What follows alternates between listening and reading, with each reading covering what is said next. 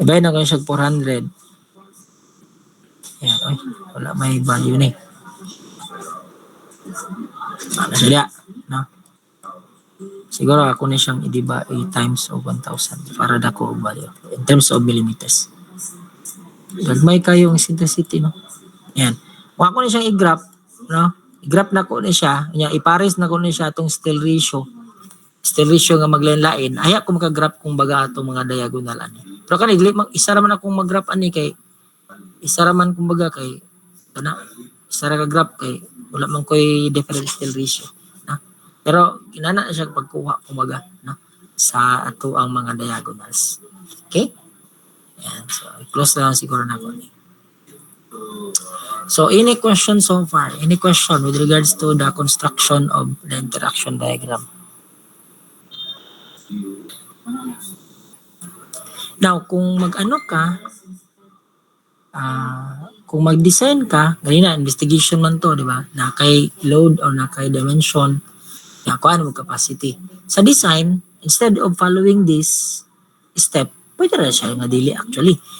Kung kuan, ang mas maayo nga, pwede mo naman kay option nga, i-assume nimo ang dimension, i-assume nimo ang reinforcement, then imo din tong tanawon tong iyang actual load, kung within pa ba siya sa capacity or not.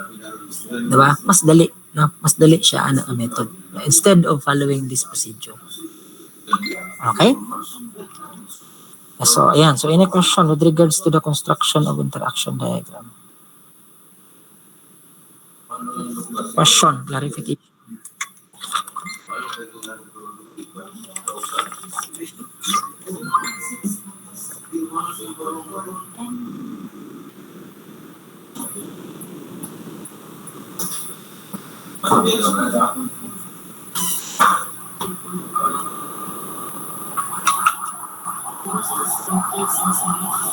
Any question? Ano? Hello? Are you still there?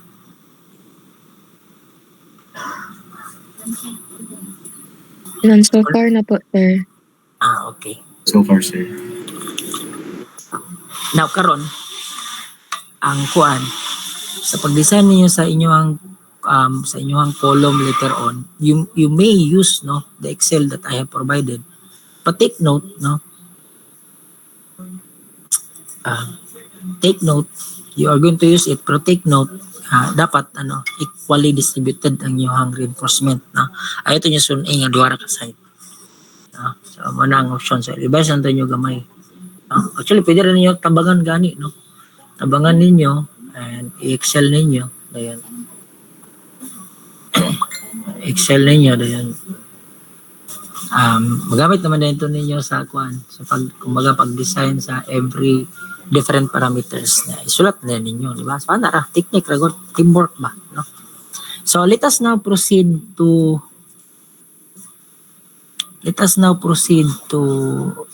shear design, no, for column. So, kani included na sa ito ang quiz, quiz na ito, no? Shear design. But, sayo naman sa ding shear design sa column, kay pareho naman siya sa beam. Mas dali ra siya, kaya di naman ka mag-solve og BU, no? Sabitang, di ba, ang atong BU sa atong beam, kay ang BU sa atong beam is, the BU sa atong beam is dependent man ito sa location sa ito ang maximum shear. From that maximum shear, diba? For example, man ito ang shear diagram. On that maximum shear, measured ta og d distance, mo na ang BU nga ito i-consider. Okay? Sa column ang good lahi. No? Lahi ang column. No? Ang imong shear nga design nun, ang BU nga imong gamiton for the design of shear reinforcement, katog yung automatic itong pinakadako nga shear. Okay? So, pinakadako nga shear siya. So, there's no need to use ratio and proportion and so on. Now, kung sa gihatag ng shear capacity, that will be the capacity that you are going to use in order for you to design the shear reinforcement, no, for column. But the formula remains the same. So here, allow me to show you an example. So this is actually CE board exam, no, Boimberg 2023. So, sana 2 years ago. So, medyo dugay-dugay na siya, but naitid din siya, nga mabalik po siya nga problem sa mga latest nga mga board exam. So, here, naatay column 600 by 800 mm column reinforced with 16 ka 25 mm diameter reinforcement.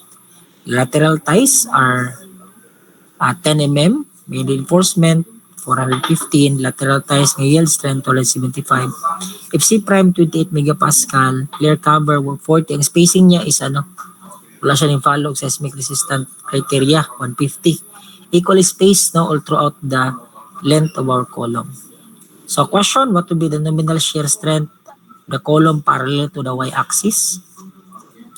And second is along the x-axis. And letter C naman is, which of the following gives the nominal compressive load of the column at zero eccentricity? So in this case, Pn max rin siya. No? Itong C na to, this is actually Pn max. Okay? Or PO. No? PO. Yeah. Okay. So, nominal shear strength. No? So take note, we still recall that the shear strength of our concrete column, or the shear strength is simply equal to, this is B sub N. The nominal shear strength is simply equal to the shear provided by the concrete and the shear provided by our stirrups. Okay? So kung ato na siya i-convert og VU, sa ibang nga formula, ato lang siyang multiplyan og reduction factor. No? Wherein, itong B sub S na to, save na ang formula na katura ng EV FYT ayan, D over S. No? O yung V sub C na to, katong 0.17 lambda square root of FC prime BD. Okay? So, same ra kumbaga nga formula ang atong gamiton. Alright. So, along the y-axis, ayan. So, first is y-axis man ta. So, kung y-axis ta, mo na ang shear, ang mo resist ana is, ang y-axis, ito yung parallel to the y-axis. So, meaning, ang ihang karong effective depth is ito. Ayan. So, mo na yung effective depth. Okay, which is 600. Ayan. Clear cover. Ayan. 40. Minus yung diameter ng ating stirrups. Ito yon. Okay? And of course, half of our main reinforcement, which is 25 mm. Ito yon. So, natay effective depth na 537.5. Okay? 537.5. Uy, sorry for this. Parang may mali dito. Ang yung B nga gamit kay kuan ra gyapon, 600 ra gyapon. So, allow me to recompute kadali times 800 times 537. So dapat this is actually 800 na. Kindly correct your PowerPoint or allow me to correct na lang my copy para i-upload na lang din ako later on. Balik na. So ako ra mo ning gi-extract largo sa ako ang source. So, dapat ka ni 800 na siya. Hold na ito na. Ayan. So, 800. Mga klaro ba? Isa. Hindi siya maklaro. Or ato siguro ning sa pawan kalali. Sa pawan na ito na siya. Ayan. Mga technique na ano ba? Ayan, puli na ito na. Dapat in front. Okay. Ayan. Okay. So, ayan. So, natay 386.81 kilonewton. That would be our B sub C. Okay. Then, we solve for the B sub S para makakuha taog B sub N. No?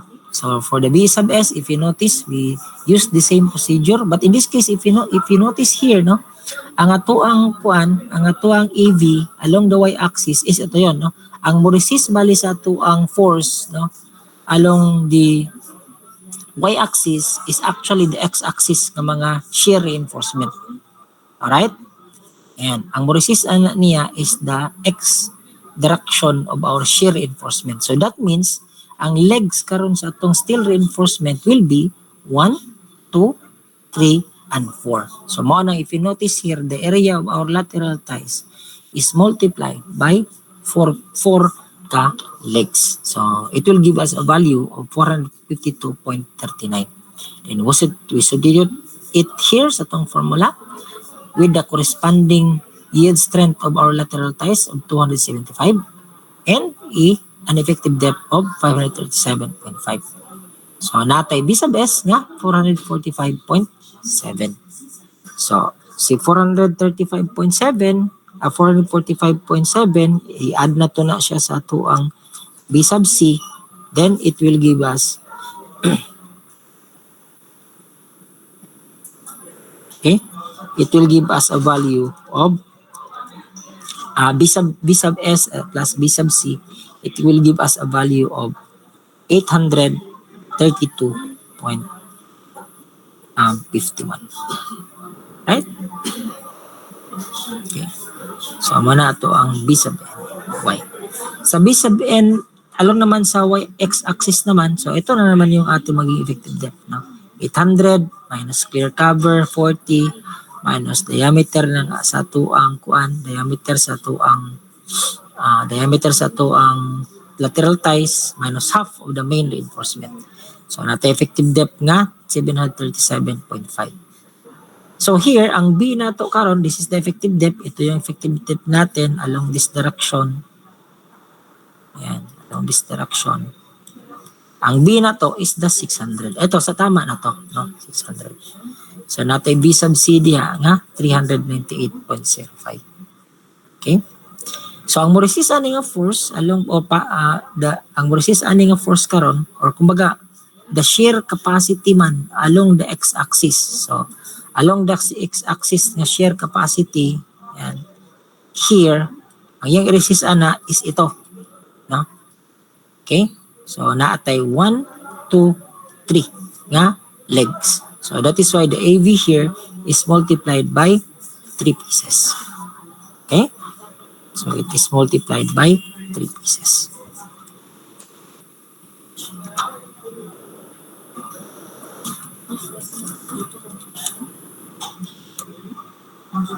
Okay? So, substituting it sa atong formula, natay B sub S nga 318.58.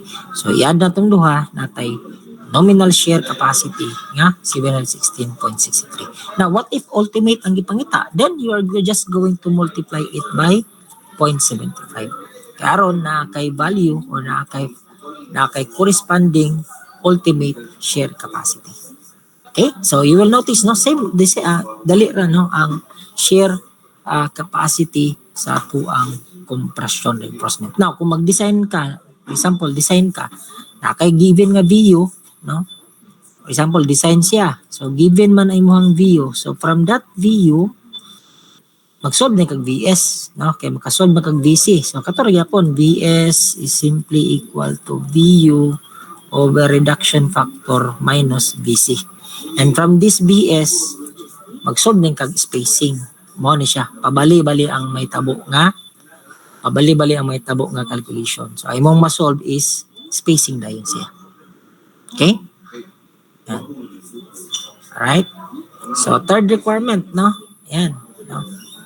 What would be the nominal compressive strength at zero eccentricity? So, that would be P sub N. Okay? So, P sub N in this case, na siya 11,597. Okay? So, this would be the answer for number 3. Okay? So, any clarification, question with regards to the shear capacity, no, for our column? Question?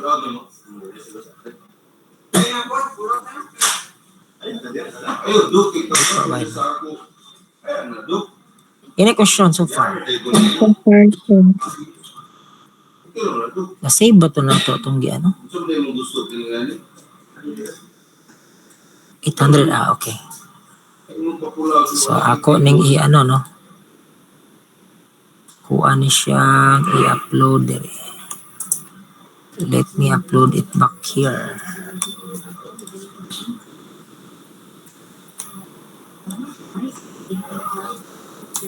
Okay. So meaning kanon kung mag-ano kita, asa ditong seismic detailing sa akong kulong ba? Wala na save diri bay. Adira. Okay?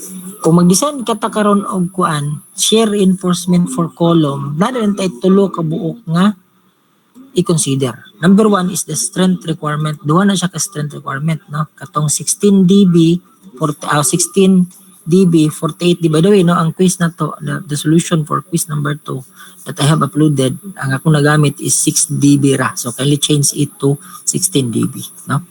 Ito siya nga requirement, no?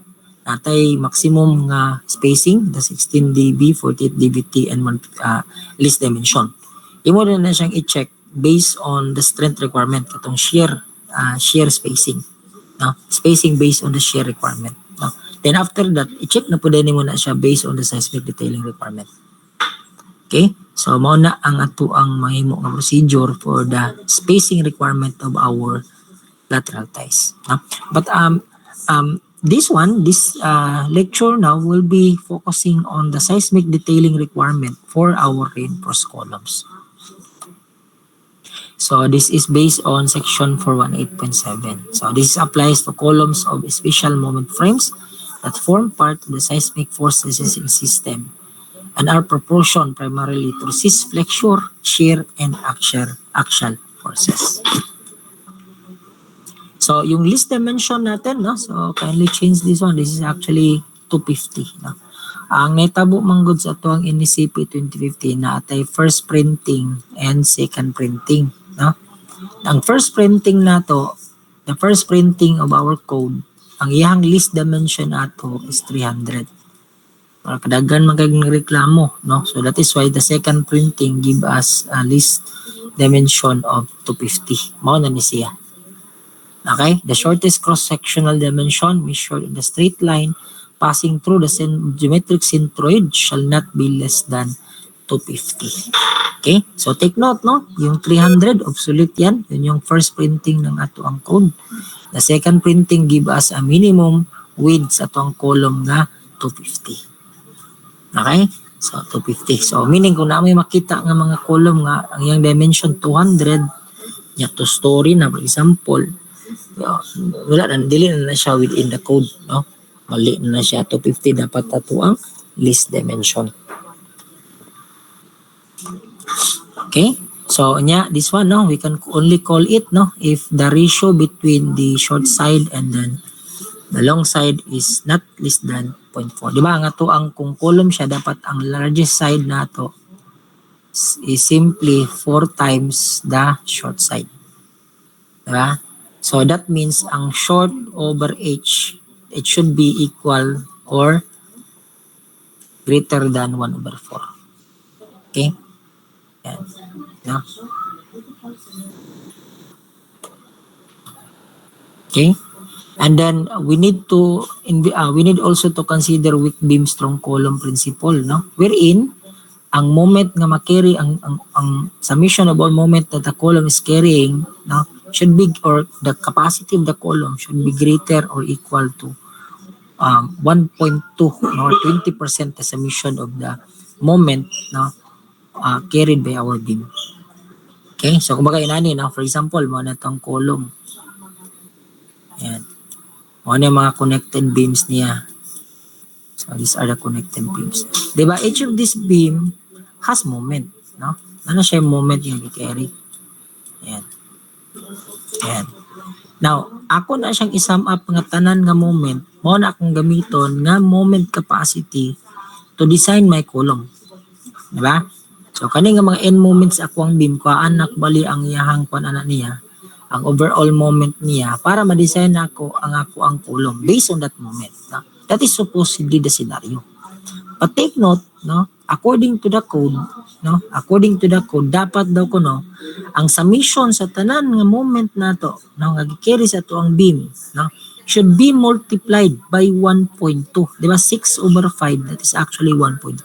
It should be added by 20%. No?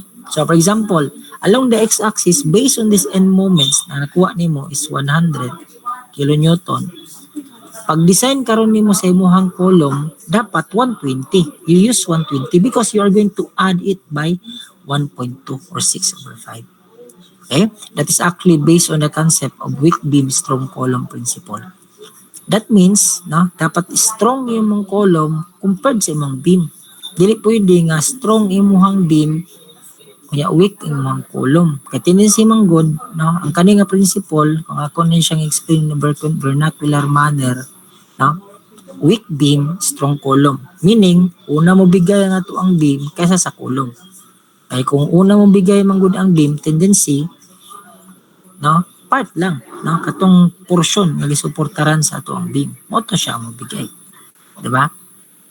Okay, pero kung ang column ang mo bigay, the whole part, no, etong part na to, for example, is babaw ani is a floor, etong part na to, no, this whole part here will collapse. Diba? Unlike kung with ako ang beam, for example, ito yung mag-collapse, then ito lang, tsaka ito yung magko-collapse. No? Not all the part of my building.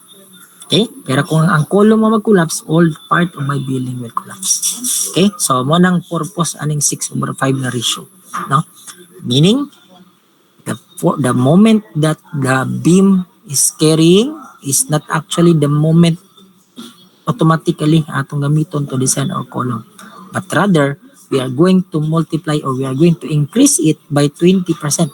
Then that is the moment that we are going to use in order for us to design our column.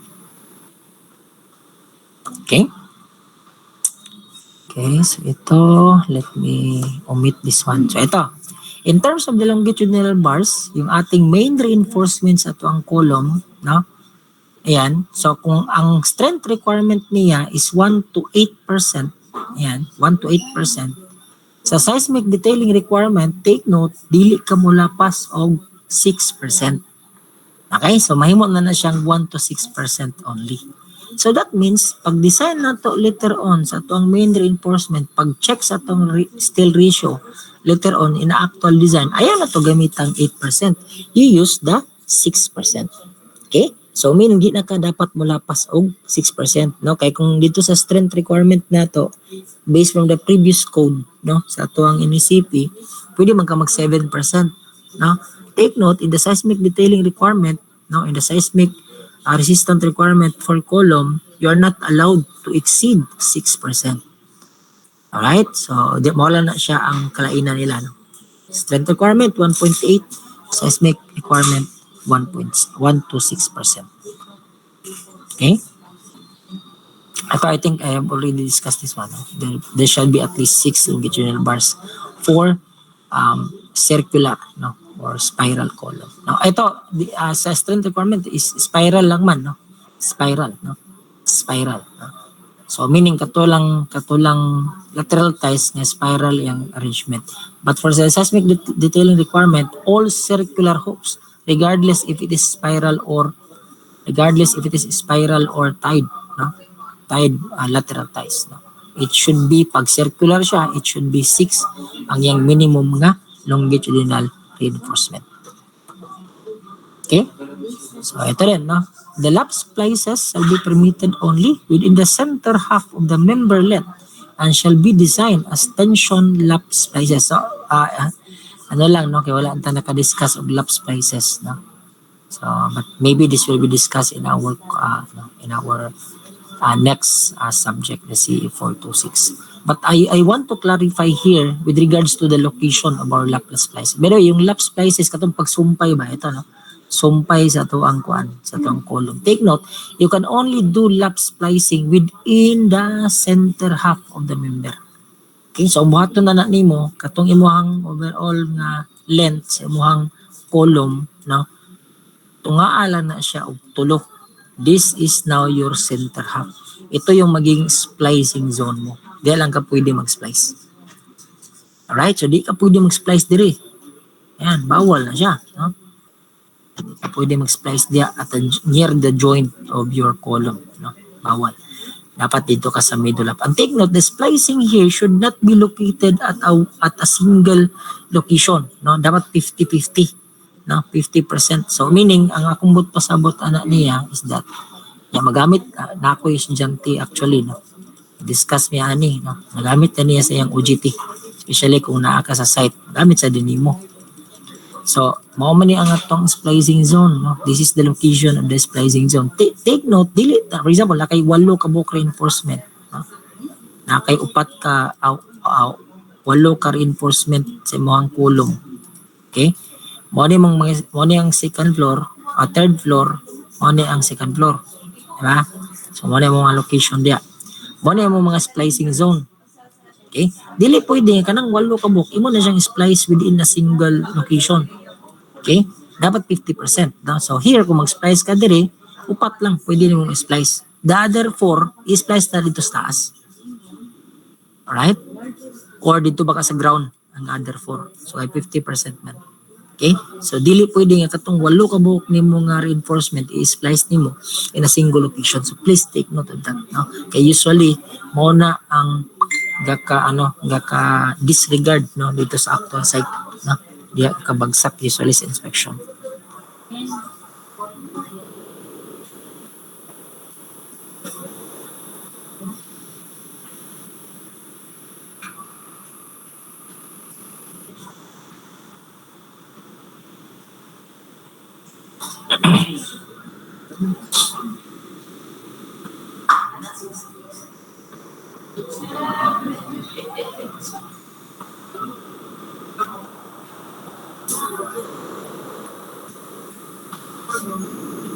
Okay? So let's continue.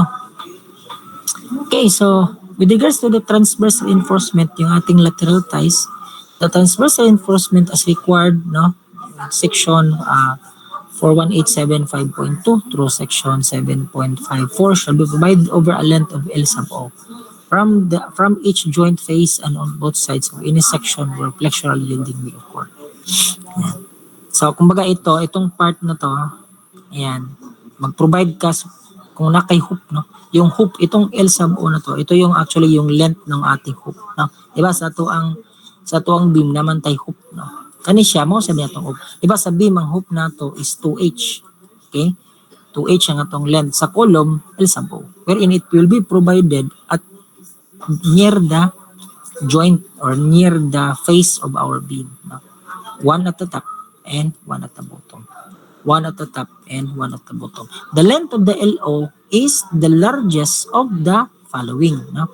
Yung H, the depth of the member. Yan. So, yung maximum dimension ng column natin.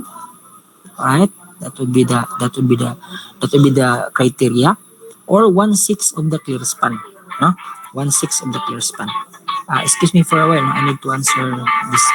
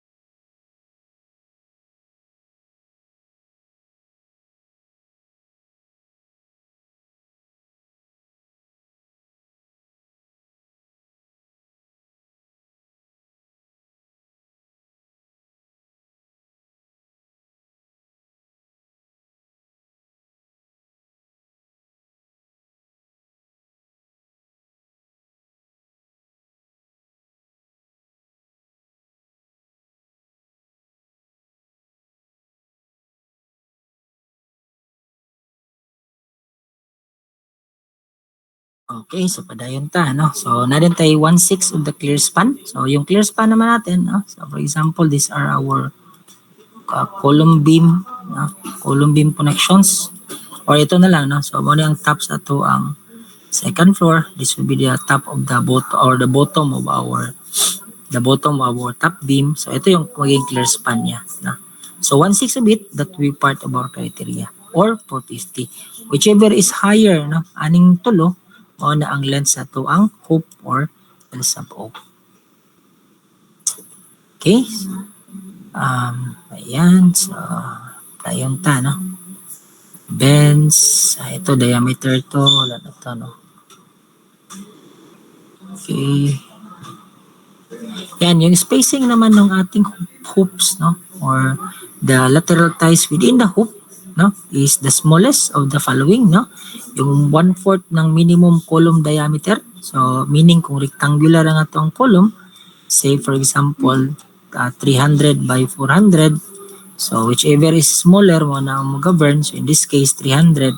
You get 1/4 of it. So, na kay 300 over 4. Or 6 times the diameter of the smallest longitudinal bars. So, that means kung sa ito'y pinakagamay nga longitudinal bar nimo, you multiply it by 6, then that will be part of the criteria. And it shall not also exceed 100 plus 350 times 1/3 of 350 minus h is 2, or itong h is 2 naman, ito yung dimension natin na 400. Okay? Or be less than, or but shall not exceed 150 or be less than 100. No? So meaning yung hoop natin dito, minimum niya is, or maximum niya is 100. Okay? Whichever is smaller, no, from this criteria, that would be the corresponding spacing ng ating hoop. I think wala naman siguro tayo mga laing dere.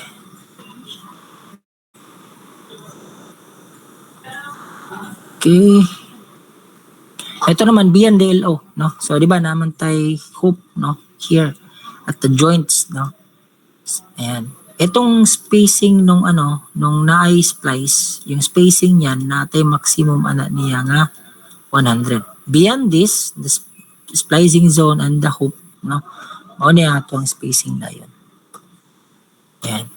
Whichever is smaller, that is 6 times the smallest longitudinal bars or 150.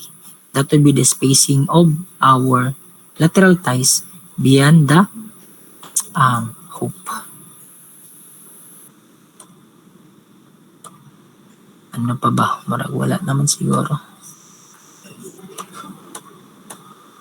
Okay. Ito wala na to siguro. No? Hindi na tayo.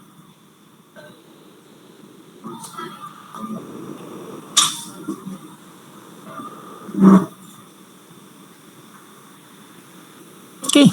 So I think that would be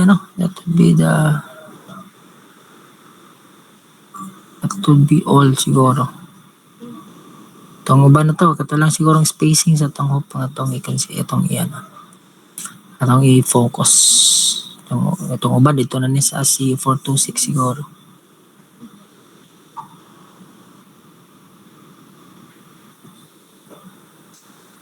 Okay, so I think that would be all for now, no? Any questions so far? Do you have questions, clarification? None so far, sir. So if none, so let me check the attendance. No? Adriaki. Present Adriaki, sir. Present, sir. Okay. Present, sir. Parisi. Present, Paris. sir. Arasan. Present, sir. Aris. Present, Aris, sir. Aying.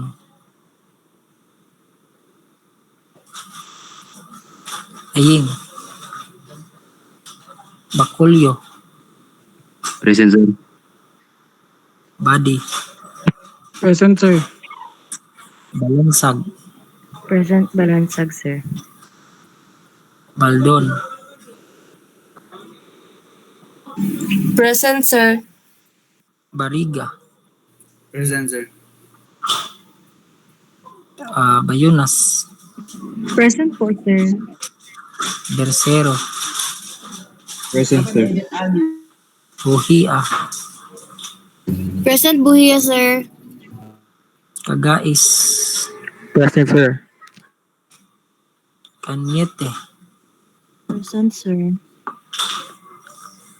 Chato.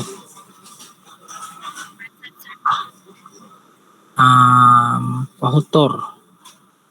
Present, sir. Cortina. Present, sir. Danyar. Gambuta. Present, sir. Givero. Present, sir. Gutang. Present, sir. Ahalia. Kaufman. Sir, present Ahalia, sir. Po. Present, Kaufman, sir. Liberato. Present, sir. Mendez. Present, sir. Mulin. Present, Molin, sir. Monares. Present, Monares, sir. Desperos. Present, Nespero, sir. Nag-usa namin ni Hahalya. Arquesta. Present, sir. Palma. Present, sir. Rituma. Present ka, Thomas, sir. Sabi namin ares. Sausal. Sausal. Wala sausal. Sino. Present, sir. Solar. Kabaho. Tahom. Tifilo. Tolino. Present, sir. Okay, so I think that would be all for this morning. Thank you for coming and class is dismissed. Bye, sir. Thank